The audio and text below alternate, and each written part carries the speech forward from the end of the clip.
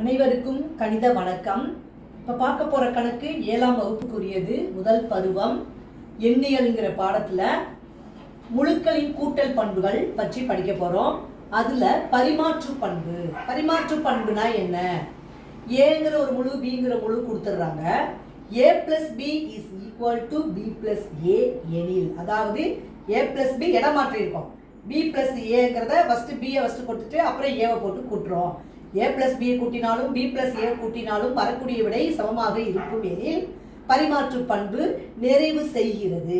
a + b = b + a.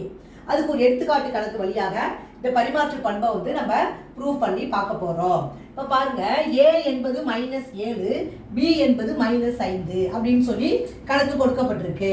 இப்போ பரிமாற்று பண்பு அப்படின்னா என்ன சொல்லி கொடுத்துருக்கோம்? a + b = b + a.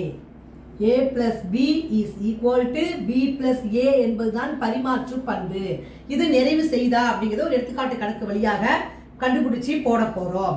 a என்பது -7 plus b என்பது -5 = b என்பது -5 plus a என்பது -7. இப்ப இது என்னது? முழுக்களின் இரண்டாவது விதி, கூட்டல் விதி. குறையும் முழுவும் கொடுக்கப்பட்டால் கூட்டி குறையும் முழுவுக்கு உரிய குறியீடை இட வேண்டும். அப்ப -7ஐயும் -5ஐயும் கூட்டினால் -12 கிடைக்குது. = -5ஐயும் -7ஐயும் கூட்டுறோம். அதுவும் 5 + 7ங்கிறது 12 -12. அப்ப ரெண்டுமே சமமான ஆன்சர் கிடைக்குது.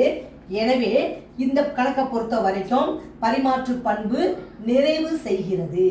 a + b = b + a என்பதுதான் பரிமாற்று பண்பு. புரிஞ்சுங்களா?